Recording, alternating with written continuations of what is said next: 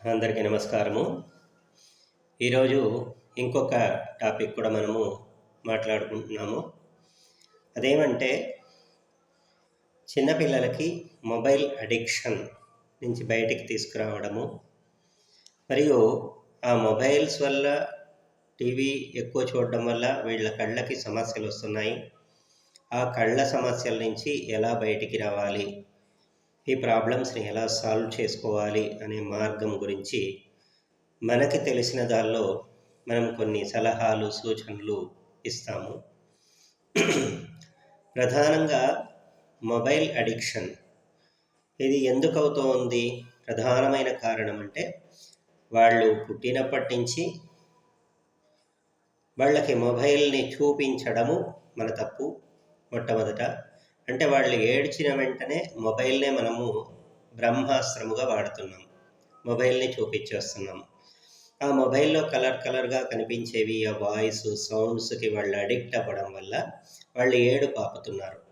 ఒకప్పుడు తేనె నాకు ఇస్తే ఏడుపు ఆపేవాళ్ళు, లేదంటే ఇంకేదైనా బయటికి తీసుకెళ్ళి చెట్లు, పక్షులు, కోళ్ళు, కుక్కలు వీటిని చూపించడం వల్ల ఆపేవాళ్ళు. కానీ ఇప్పుడు ఏమైపోయిందంటే ఏడిస్తే మొబైల్ చూపించడం, తద్వారా వాళ్ళు ఏడుపు ఆపేస్తారు. వాళ్ళు ఏడవడం మనకు చిరాకు కలిగిస్తుంది కాబట్టి మనము మొబైల్ని ఇచ్చేసి మొబైల్ని చూపించేసి వాళ్ళ ఏడుపుని ఆపేస్తున్నాం. కానీ తర్వాత వాళ్ళు దానికి పూర్తిగా అడిక్ట్ అయిపోయి పెద్ద సమస్యలు తెచ్చుకుంటున్నారు. ఆ మొబైల్ని తీసుకోవడం వల్ల నా దగ్గర చాలా కేసెస్ వచ్చాయి ఇలాంటివి. ఆ మొబైల్ని లాక్కుంటే వాళ్ళు ఈవెన్ ఒక ఏజ్ దాటిన ఒక 8 years దాటిన తర్వాత పిల్లల్లో చూస్తే మొబైల్ లాక్కుంటే సూసైడ్ చేసేసుకుంటాను అన్న వాళ్ళు ఉన్నారు. నిజంగా చేసుకున్న వాళ్ళు కూడా కొంతమంది ఉన్నారు. అది చాలామందికి తెలుసు. పిల్లలు కూడా బెదిరించేస్తారు, ఎందుకంటే మొబైల్కి అడిక్ట్ అయిపోవడం వల్ల. టీవీకి అడిక్ట్ అయితే కొంతవరకు పర్వాలేదు, కానీ టీవీలో కొన్ని ప్రోగ్రామ్స్ మాత్రమే వస్తాయి కాబట్టి వీళ్ళు మొబైల్ అంటే మన ఇష్టానికి వాళ్ళకి వాళ్ళే స్వైప్ చేసుకుంటారు, వాళ్ళకి వాళ్ళే చూసుకుంటారు ప్రోగ్రామ్స్ కాబట్టి టక్కని దానికి అడిక్ట్ అయిపోతున్నారు. వచ్చే రీల్స్ కానీ ఇవి కానీ వాళ్ళని అట్రాక్ట్ చేసేవిగా ఉన్నాయి. దానిలో మంచి ఉన్నాయి, చెడు ఉన్నాయి. కానీ ఆ మంచి చూసుకుంటూ వాళ్ళు చూస్తున్నప్పుడు కొన్ని చెడు కూడా దానిలో కనిపిస్తుంది కాబట్టి దానికి కూడా అడిక్ట్ అయ్యి రేపు ఇంటికే కాకుండా సమాజానికి కూడా చాలా ఇబ్బంది పెట్టేవాళ్ళు అవుతారు వీళ్ళు. కాబట్టి ఎక్కడ మొబైల్ అడిక్షన్ అనేది ఫస్ట్ తగ్గించాలి వీళ్ళకి. ఇది ఎలా సాధ్యం? ఒకప్పుడు ఫ్యామిలీస్ పెద్దగా ఉండేది కాబట్టి చాలామంది ఇంట్లో ఉండేవాళ్ళు. 10 మంది ఉండేవాళ్ళు, 5 మంది ఉండేవాళ్ళు. కాబట్టి ఇంకొకటి పిల్లలు బయటికి వెళ్ళి ఆడుకునేవాళ్ళు పిల్లలతో కలిసి. ఇప్పుడు ఈ బయటికి వెళ్ళడం అనేది కూడా పెద్దవాళ్ళు చాలామంది రెస్ట్రిక్ట్ చేస్తున్నారు. పిల్లలు కూడా బయటికి వెళ్ళి ఆడే కన్నా మొబైల్లోనే ఎక్కువగా ఇంట్రెస్ట్ చూపిస్తున్నారు. దానికి ఏదో ఒకటి మంచి మాటలు చెప్పి, లేదు మొబైల్ని వాళ్ళకి తెలియకుండా స్విచ్ ఆఫ్ చేసే విధానాలు చాలా ఉన్నాయి. అలా ఉన్నా కూడా టైమర్ పెట్టి, బ్యాక్గ్రౌండ్లో టైమర్ సెట్టింగ్ ఉంటుంది. ఆ టైమర్ పెట్టేసి స్విచ్ ఆఫ్ పెడితే ఆటోమేటిక్గా ఒక 10 నిమిషాలకు 15 నిమిషాలకు స్విచ్ ఆఫ్ అవుతుంది మొబైల్. అప్పుడు ఛార్జింగ్ అయిపోయింది అని చెప్పి తీసుకునేసి ఛార్జింగ్లో పెట్టేయచ్చు. వాళ్ళని నిదానంగా డైవర్ట్ చేయొచ్చు. ఇది ఒక విధానం. లేదు, సెకండ్ వన్, పక్కన పిల్లలతో, చుట్టుపక్కల ఉండే పిల్లలతో బాగా వెళ్ళి దగ్గర చేయడము, వాళ్ళతో కలిసి బయటికి అవుట్డోర్ గేమ్స్, ఇండోర్ గేమ్స్ కాకుండా అవుట్డోర్ గేమ్స్ అలవాటు చేయడం. ఇండోర్ గేమ్స్లో కూడా క్యారమ్ బోర్డు, చెస్సు ఇలాంటివి మంచి మంచి గేమ్స్ చాలా ఉన్నాయి. అది కొంచెం అలవాటు చేయడం వాళ్ళకి నిదానంగా చెప్పి చేయాలి. లేదు, మనం ఇలాంటి టెక్నిక్ యూస్ చేసిన వాళ్ళు మళ్ళీ స్విచ్ ఆన్ చేసుకునేసి మళ్ళీ చేస్తున్నారు అన్నప్పుడు ఫస్ట్ ఆఫ్ ఆల్ ఏమంటే బయట వాళ్ళకన్నా మనం బాధ్యత తీసుకుని వాళ్ళని దగ్గర తీసుకుని మాట్లాడుతూ కథలు చెప్తూ నైస్గా వాళ్ళతో పాటు మనము కూడా ఆడుకుంటూ టైం పాస్ చేస్తే మనం ఎప్పుడైతే వాళ్ళ కోసం టైం కేటాయిస్తున్నామో వాళ్ళు ఖచ్చితంగా మొబైల్ నుంచి దూరం అవుతారు. ఇంకొకటి, ఇంకా పెద్ద పిల్లలు 13 years 14 years నుంచి 18 years లోపు పిల్లలు ఎక్కువగా అడిక్ట్ అవుతారు. వీళ్ళంతా కూడా రీల్స్కి, సాంగ్స్, మూవీసు ఇలాంటి వాటి మీద ఎక్కువ అట్రాక్ట్ అవుతారు. ఇంకొకటి లవ్‌కి సంబంధించినవి ఇలాంటి వాటి మీద కూడా ఎక్కువ అడిక్ట్ అవుతూ ఉంటారు. కాబట్టి మనము వీళ్ళని ఎలా అంటే మంచి మాటలతోనే చెప్పాలి. అది చెయ్యడం వల్ల ఏమి దుష్పరిమాణాలొస్తాయి అనేది మనం చెప్పాలి. ఏం చెడు జరుగుతుంది అనేది కూడా మనం నచ్చజెప్పాలి. అప్పటికి కూడా చూస్తున్నారు అన్నప్పుడు మనం వాళ్ళని కూడా మంచి మాటలతో చెప్పి నైస్‌గా డైవర్ట్ చేయాలి. చదువు మీదకి, గేమ్స్ మీదకి, బయట వాళ్ళతో ఆడుకోవడం, బయటికెళ్ళడము ఇలాంటివి కావాలని బయటికి తిప్పడం కొంతవరకు. బయటికి తిప్పుతూ బయట ఏ పానీపూరియో, మసాలా పూరియో ఇంకోటో ఇప్పించినప్పుడు వాళ్ళు కూడా కొంత డైవర్ట్ అవుతారు. ఒకేసారి అడిక్ట్ కాకుండా రోజుకి ఇంతసేపు అంటే రోజు నువ్వు ఎంతసేపు చూస్తావు? 1 అవర్ చూస్తావు. 1 అవర్ చూడొద్దు. ఒక హాఫ్ అన్ అవర్ చూడు. హాఫ్ అన్ అవర్ నుంచి 15 మినిట్స్ ఇలా చేయడం. ఇక పిల్లలకు కూడా నేను చెప్పగలిగిందేమంటే మొబైల్ అడిక్షన్ వల్ల చాలా సమస్యలొస్తాయి. మెయిన్ ఫస్ట్ ఆఫ్ ఆల్ కళ్ళు దెబ్బతింటాయి. కళ్ళ నుంచి బ్రెయిన్ నుంచి మొత్తం బాడీ ఎఫెక్ట్ అవుతుంది. ఇది ఖచ్చితంగా డాక్టర్‌ని మీరు అడిగి చూడండి. వాళ్ళు ఇదే చెప్తారు. ఎందుకంటే కళ్ళ నుంచి బ్రెయిన్ ఎఫెక్ట్ అవుతుంది. బ్రెయిన్ నుంచి మొత్తం బాడీ ఎఫెక్ట్ అవుతుంది. ప్లస్ మనం చూసే కంటెంట్ వల్ల బ్యాడ్ కంటెంట్, నెగెటివ్ కంటెంట్స్ చాలా రిలీజ్ అవుతాయి. ఎందుకు రిలీజ్ అవుతాయి ఇవి? ఎక్కువ మంది అడల్ట్స్ ఈ బ్యాడ్ కంటెంట్స్ ఆర్ నెగటివ్ కంటెంట్స్‌ని చూస్తారు. అలా చూసినప్పుడు ఏమవుతుంది? పిల్లలు కూడా దాన్ని చూసే అవకాశాలు ఉంటాయి కాబట్టి వాళ్ళు దానికి అడిక్ట్ అవ్వడం. తద్వారా దానిలో ఇప్పుడు సపోజు మనకి ముద్దుగా అనిపిస్తుంది. పేరెంట్స్‌ని కొడుతున్నారు. మా బాబు నన్ను కొడుతున్నాడండి అని మంచిగా చెప్తారు. కానీ ఎంత అది బ్యాడ్. అలా పెద్దవాళ్ళు అక్కడ వారించాలి. ఖచ్చితంగా నువ్వు పెద్దవాళ్ళని గౌరవించాలి అని. ఈ దీనిలో వచ్చేవి రీల్స్‌లో వచ్చేవి కూడా పిల్లలు పెద్దవాళ్ళని కొట్టినట్లు, తిట్టినట్లు, ఇలాంటివి బూతులు మాట్లాడడం ఇలాంటివన్నీ కంటెంట్స్ వస్తున్నాయి పిచ్చి పిచ్చిగా. అలాంటి వాటికి దూరంగా ఉంచాలి. అలాంటివి చూడకూడదు అని వాళ్ళకి నచ్చజెప్పాలి. ఇది ఫస్టు. ఇలా మ్యాక్సిమం ఏదో ఒక దారిలో వాళ్ళని తిప్పుతూ అలాగే నిత్యము వీలుంటే గుడికి తీసుకెళ్ళండి. లేకపోతే ఒక 10-15 మినిట్స్ దైవ ప్రార్థన చేయడం అలవాటు చేయండి. నువ్వు మొబైల్ తర్వాత చూసుకో. ఫస్ట్ ఒక 10-15 మినిట్స్ భగవంతుడిని ధ్యానం చేయి అని అలవాటు చేస్తే ఆ భగవంతుడు వాళ్ళని సరైన దారిలోకి తీసుకొస్తాడు. దేవునికి సంబంధించిన విషయాలు ఇప్పుడు చాలా పెద్ద పెద్ద వాళ్ళు చాగంటి కోటేశ్వరరావు గారు కావచ్చు, వేరే వాళ్ళు కావచ్చు, చాలామంది మంచిగా చెప్తూ ఉంటారు. దానికి కొంచెం అడిక్ట్ చేయడం. అప్పుడప్పుడు డైవర్ట్ చేస్తూ దానికి అడిక్ట్ చేయడం. గేమ్స్‌కి చుట్టుపక్కల పిల్లలకి దగ్గర చేయడము. ఎడ్యుకేషన్‌లో ఉండే మంచి విషయాన్ని వాళ్ళకి చెప్పడము. చదవడం వల్ల ఏం జరుగుతుంది? చదవకపోవడం వల్ల ఏం జరుగుతుంది? ఇవన్నీ కళ్ళకు కట్టినట్లుగా చెప్పడం. ఇది దేనికి అనుకూలం కాలేదు అన్నప్పుడు కొంతమంది పిల్లలు దేనికి కూడా అనుకూలం కారు. అప్పుడు వాళ్ళని మెడిటేషన్ క్లాస్ మంచి గురువులు ఎవరైనా ఉంటే వాళ్ళ దగ్గర మెడిటేషన్ క్లాస్‌కి పంపిస్తే వాళ్ళు వీళ్ళని తన కంట్రోల్‌లోకి తీసుకొని వీళ్ళ మైండ్‌ని తన కంట్రోల్‌లోకి తీసుకునేసి వాళ్ళు మెడిటేషన్ చేపించి వీళ్ళని మార్చేస్తారు. ఇది అద్భుతమైన ఫైనల్ మార్గం. ప్రతి ఒక్కటి వాళ్ళ నెగెటివ్‌గా చెప్పడం కూడా ఎలా ఉంటుందంటే పెద్దవాళ్ళు చాలామంది ఇలా చేయొద్దు, తప్పు అని కొడతారు లేదా తిడతారు. అలా కాదు. అది చెయ్యొచ్చు, చేస్తే ఏం జరుగుతుంది? ఇది మనం ఎప్పుడైనా సరే నేర్పించేప్పుడు నువ్వు తప్పు చేస్తున్నావు కదా! సరే దొంగతనం చేస్తున్నావు. దొంగతనం చేస్తే ఏం జరుగుతుంది? నువ్వు దొంగతనం చేసినప్పుడు డైలీ అలవాటవుతుంది. ఎక్కడో ఓ చోట పోలీసుకి దొరికిపోతావు.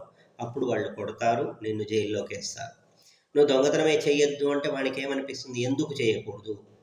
మొబైల్ చూడొద్దు, ఎందుకు చూడకూడదు? ఇలాంటి క్వెషన్స్ వస్తాయి. కాబట్టి ఇక్కడ మనం ఆ క్వెషన్‌కి ఆన్సర్ ఇస్తూ మనం ఫస్టే వాళ్ళని పాజిటివ్‌గా చెప్తూ నెగెటివ్‌గా చెప్పాలి.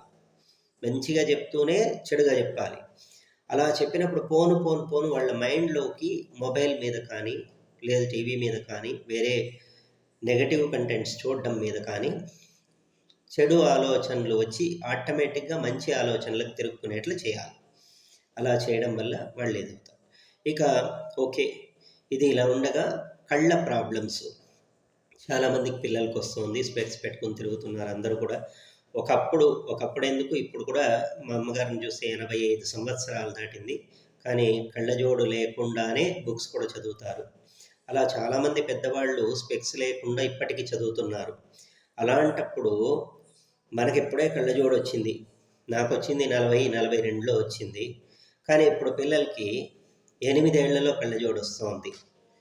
కాబట్టి దీన్ని మనం అవాయిడ్ చేయాలి. కళ్ళకి శక్తి 200 సంవత్సరాలు అని చెప్తారు. అందుకనే మనము చనిపోయిన తర్వాత కూడా ఆ కళ్ళు ఇంకోరికి ఉపయోగపడుతుంది అంటాం. అలాంటిది ఇప్పుడు కళ్ళు 16 సంవత్సరాలు కూడా సరిగ్గా ఉండట్లేదు. ఇది ఇంకోరికి ఎలా ఉపయోగపడుతుంది? మనకే ఉపయోగపడట్లేదు. కాబట్టి కరెక్ట్‌గా వాళ్ళకి దీని గురించి అన్నీ వివరణాత్మకంగా చూపించి చెప్పండి. ఇది చేస్తే ఇలా ఉంటుంది.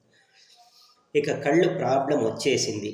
ఇప్పుడు ఏం చేయాలి అన్న వాళ్ళకి ఒక సొల్యూషన్ సింపుల్గా ఉంటుంది.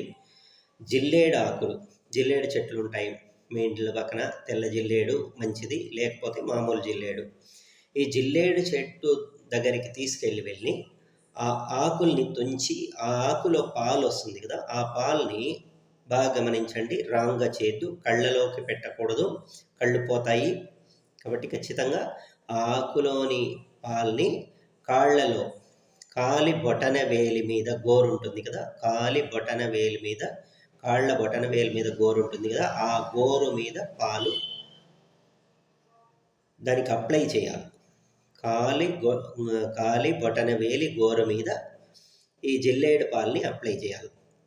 ఇలా చేసినప్పుడు ఒకవేళ లెఫ్ట్ ఐ ప్రాబ్లం ఉంటే రైట్ లెగ్ మన ఇండెక్స్ ఫింగర్ బొటన వేలు, ఆ బొటన వేలు మీద పాలని అప్లై చేయాలి. ఒకవేళ రైట్ ఐ ప్రాబ్లం ఉంది అంటే లెఫ్ట్ కాలు బొటన వేలు మీద గోరు మీద ఈ జిల్లేడు పాలని అప్లై చేయాలి. ఇలా చేసేసి వదిలేస్తే కళ్ళ ఎఫెక్ట్ తగ్గుతుంది. ఇదేంటి దీనికి దానికి లింక్ ఏంటంటే, చాలామంది అనుకుంటారు కాళ్ళకి కళ్ళకి ఎక్కడికెక్కడ సంబంధం ఉంది అని. కానీ శరీరములో ఒక భాగమే కదా ఇది రెండు కూడా. ఇప్పుడు బ్లడ్ సర్క్యులేషన్ కళ్ళ నుంచి బ్రెయిన్కి వెళ్తుంది, కాళ్ళ నుంచి బ్రెయిన్కి వెళ్తుంది, లింక్ అవుతోంది కదా. కాబట్టి ఇది ఒక అద్భుతమైన ప్రయోగం, చాలామందికి సక్సెస్ అయింది కూడా. దయచేసి జాగ్రత్త, కళ్ళకి టచ్ అవ్వకూడదు. కళ్ళకి జిల్లేడు పాలు టచ్ అవ్వకూడదు. కళ్ళకి టచ్ అయితే కళ్ళు పోతాయి. కాబట్టి కాళ్ళ బొటన వేలు మీద అప్లై చేయాలి, గోరు మీద. అలా అప్లై చేస్తే ఆ నర్వ్ నుంచి బ్రెయిన్కి వచ్చి, బ్రెయిన్ నుంచి కళ్ళలోకి వచ్చి కళ్ళ ఎరుపులు, కళ్ళ మంటలు తగ్గుతాయి. ఇంకొకటి మజ్జిగ, అంటే ఆవు పాలతో చేసిన మజ్జిగ మంచిది. ఇప్పుడు టీవీలో న్యూస్లో కూడా చూశాను, పాలు కూడా విషమయమైంది అనేసి.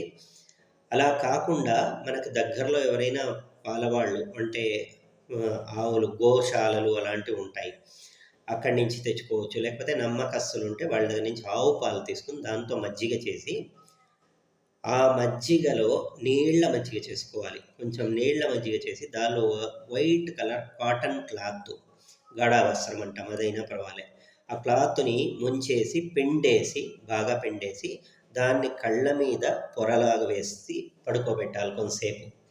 ఒక 20 మినిట్స్ అలా పడుకోబెడితే కూడా ఒక 2 to 3 డేస్లో కళ్ళ మంటలు, ఎరుపులు అన్నీ తగ్గుతాయి. ఇక విజన్ ప్రాబ్లం వచ్చింది, స్పెక్స్ పెట్టాలి అనుకున్న వాళ్ళకి ఇది ప్రత్యేకంగా. మెయిన్ సూర్యరశ్మి పొద్దున్నే నేను చెప్పాను కదా, 6-6:30 మధ్య సూర్యోదయమైన 15 to 20, 30 మినిట్స్లో, అంటే చిన్న పిల్లలుగా ఉండేవాళ్ళు ఒక 10 మినిట్స్ చాలు. అంటే 6 నెలలు 6 నెలల పైన మాత్రమే, 6 నెలల లోపు అక్కర్లే. 6 నెలల నుంచి 3 ఏళ్ళ లోపు ఉండేవాళ్ళు, 3 ఏళ్ళ పైన ఉండేవాళ్ళు 20 మినిట్స్. అలా సూర్యరశ్మికి ఎదురుగా నిలబడుకొని కానీ కూర్చుని కానీ కళ్ళు మూసుకొని ప్రశాంతంగా కళ్ళు రెప్పల మీద బ్లడ్ సర్క్యులేషన్ అవ్వడం తెలుస్తుంది, రెడ్గా ఉంటుంది అలా సూర్య రశ్మి పడినప్పుడు. అలా కళ్ళు మూసుకొని ఒక 20 మినిట్స్, 15 to 20 మినిట్స్ కూర్చుని లేస్తే చాలు. అలాగే ఈవినింగ్ సూర్యాస్తమనం అవుతూ ఉండగా, లాస్ట్లో ఉండగా ఒక 10 to 15 మినిట్స్ అలా సూర్యునికి ఎదురుగా కూర్చుని కళ్ళు మూసుకొని ధ్యానం చేయడం. వాళ్ళకి ఏ దేవుడు ఇష్టం ఉంటే ఆ దేవుడిని ధ్యానం చేయడం. తద్వారా ఐలో ఉండే ఇన్ఫెక్షన్స్ తగ్గడమే కాకుండా దీనికి సంబంధించింది, విజన్కి సంబంధించిన ప్రాబ్లమ్స్ అనేది సాల్వ్ అవుతుంది. ఇంకా చాలా మెడిసిన్స్ ఉన్నాయి, నేను చెప్తాను. కానీ ప్రతి మెడిసిన్ వాడే ముందు పెద్దవాళ్ళకేది, పిల్లలకేది, మెడిసిన్ ఎలా వాడాలి, ఎంత వాడాలి, ఎక్కడ వాడాలి, ప్రతి ఒక్కటి తెలుసుకొని చేయాలి. ఇష్టం వచ్చినట్లు ఐ డ్రాప్స్ కానీ, ఇంకోటి కానీ మనం వాడకూడదు. కళ్ళు సర్వేంద్రియాణం నయనం ప్రధానం. కళ్ళకేమైనా ప్రాబ్లం వచ్చింది అంటే అది లైఫ్ లాంగ్ చాలా ఇబ్బంది కలిగిస్తుంది. కాబట్టి కళ్ళను జాగ్రత్తగా చూసుకోండి. టీవీకి, మొబైల్స్‌కి దూరం ఉంచండి పిల్లల్ని. వాళ్ళకి మంచిగా నచ్చజెప్పండి. వాళ్ళతో ఎక్కువ టైం కేటాయించండి వాళ్ళ కోసం. బాగా వాళ్ళతో ఆడుకుంటూ, టైం పాస్ చేస్తూ ఉంటే వాళ్ళకి మొబైల్ మీద ఇంట్రెస్ట్ తగ్గుతుంది. మనం చూపించే ప్రేమతో వాళ్ళకి మొబైల్ మీద ఇంట్రెస్ట్ తగ్గుతుంది. అలా చేయండి. ఎక్కువగా గేమ్స్ మీద ఇంట్రెస్ట్ చూపించండి. కళ్ళని జాగ్రత్తగా కాపాడండి. ఇంకా కొన్ని మెడిసిన్స్ కూడా వస్తున్నాయి. ఆ మెడిసిన్స్ కూడా చెప్తాను. ఇంకా రుద్రాక్షలు రుద్రాక్ష మాల మెడలో వేయడం వల్ల కూడా కళ్ళ ప్రాబ్లమ్ అనేది కొంతవరకు తగ్గుతుంది. రుద్రాక్ష నీళ్ళు అంటే ప్యూర్ రుద్రాక్షలు ఉంటే ఇది సాధ్యం, లేకపోతే వద్దు. నార్మల్ రుద్రాక్షలు నమ్మద్దు ఎప్పుడు కూడా. ప్యూర్ రుద్రాక్ష ఉంటే ఆ రుద్రాక్షని నీళ్లలో ఒక 1 అవర్ నానబెట్టి ఆ నీళ్లతో కళ్ళు కడుక్కోవడం వల్ల కూడా కళ్ళ ప్రాబ్లమ్స్ అనేది తగ్గుతాయి. కానీ ప్యూర్ రుద్రాక్ష ఉండాలి, నార్మల్ది మంచిది కాదు.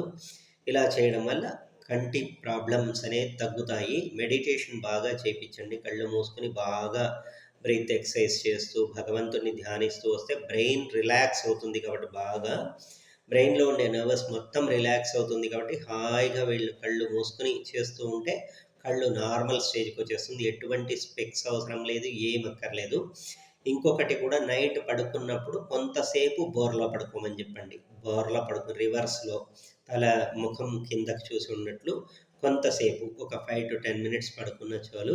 అలా పడుకొని తర్వాత సైడ్కి తల ఇలా తిప్పేసి ఒక 5 నిమిషాలు, మళ్ళీ ఇటు తిప్పి ఒక 5 నిమిషాలు, స్ట్రైట్ ఇలా ఒక 5 నిమిషాలు ఇలా పడుకోవాలి. అలా 3 సైడ్లు స్ట్రైటు, లెఫ్ట్ రైటు ఇలా పడుకుని మళ్ళీ నార్మల్గా పడుకోవచ్చు. ఇలా చేయడం వల్ల కళ్ళ ప్రాబ్లమ్స్ అన్నీ తగ్గుతాయి. ఇంకా కూడా ముందుకి చాలా చెప్తాను. జాగ్రత్తగా గమనించి చేయండి. జాగ్రత్తగా చూసుకోండి పిల్లల్ని. నమస్కారం. శుభం భూయాత్.